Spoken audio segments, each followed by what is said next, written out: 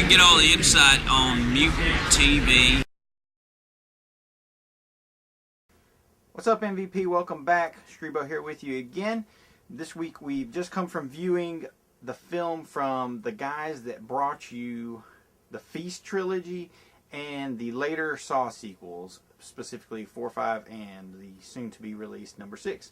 Guys, we are talking about our Marcus Dunstan and Patrick Melton, and apparently they had more scripts to write than just Highlander and Feast and the Saw films, and they wrote The Collector. And believe it or not, Marcus Dunstan was able to direct it. So the film got a theatrical run, and we went to check it out. So The Collector is kind of one part slasher film, one part torture film, one part people trapped in a house with a killer film. So it's kind of an interesting mix of gore elements with some tense, suspenseful, more thriller-like aspects with the cat and mouse and chase scenes and whatnot. And I thought they pulled it off pretty well. Okay, these are kind of minor spoilers, okay?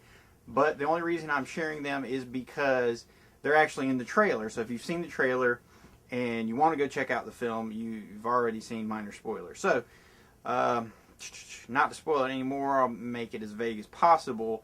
The Collector tells the story of a thief who breaks into a house of a very well-to-do family who are supposed to be out of town.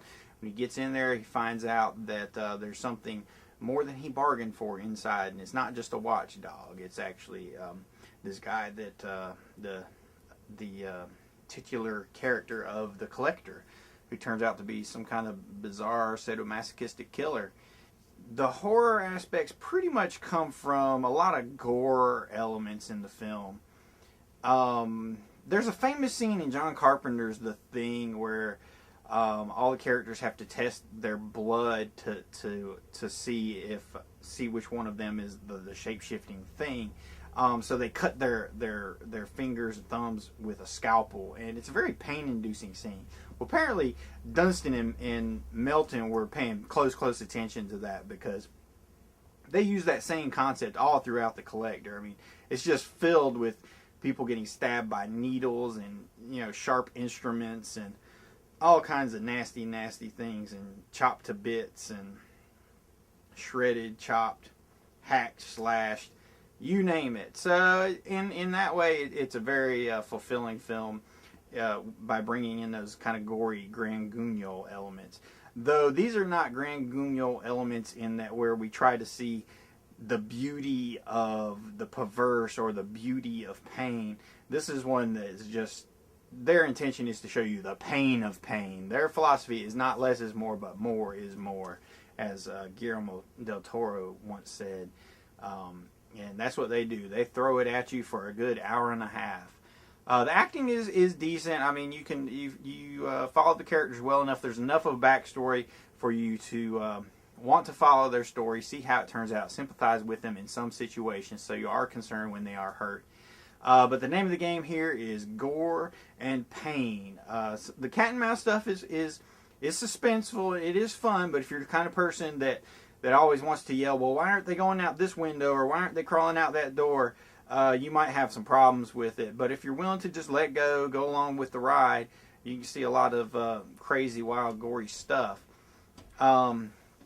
The direction is competent. It tells the story, but in a lot of the action elements, a lot of the action scenes, there's a lot of shaky cam work used, and there's also an overuse of close-up to the point where some scenes are confusing, where the flow of events are confusing. Some characters or figures are a little bit too obscured for the viewers to be able to discern what's happening.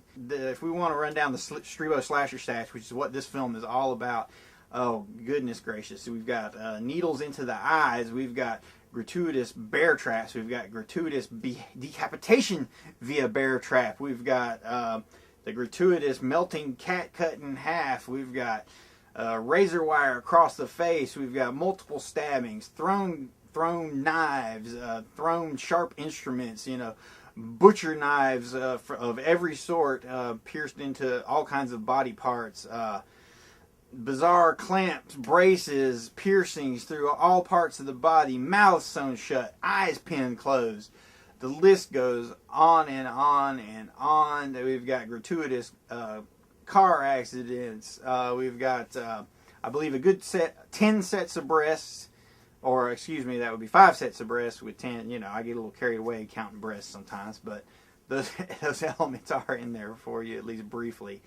So, on the whole, The Collector works as a fun popcorn horror film. Fun in the way of, okay, let's sit back and see if this thing can make me squirm, see if it can make my friends squirm, see if it makes the audience jump in their seats. And it does that. So, on the old Streebo Screamometer, I'm going to give The Collector a 7 out of 10 screams. 7 out of 10. So, it's a good rating. I really enjoyed it. I gave it points for originality, even though it basically, it swipes from slasher lore here. It swipes from exploitation films there. It's a little bit of Texas Chainsaw Massacre meets a little bit of, Halloween or something like that. And of course, it has a good measure of the Saw films thrown in terms of just the pure sadistic machinery and intricacies of the traps that are used throughout the film. Now, these aren't like Rube Goldberg mechanical engineering wonder traps as in the Saw films. These are your kind of, Green Beret-ish kind of traps, tripwires and falling sharp objects and blunt objects, those kind of things. So it's a different level there, but there are a lot of things at play. And I thought the elements mixed together well enough to make it original, make it enjoyable, to make it a fun time. And I'm not sure how it's going to hold up on rewatching, but I am willing to predict that I think The Collector will be a good party movie where you can get a good 10, 20 of your friends together, share some beers, and sit back and wait and laugh at whoever squirms first or whoever jumps first. And if you have some girls there with you, they'll definitely jump. So I definitely say check it out. If you have the chance to go out and see it, if The Collector is still playing near you, go ahead, check it out in the theater. It's a fun flick. If you miss it, it should still play really well on the small screen. It's a very intimate film in that it all takes place inside this one house. So it's a good, classic horror film setup in that fashion. Watch it with your friends. Have a good time. It's a good laugh. And we'll see you next time here at MVP. In Mutantville, I'll be keeping my eye on you.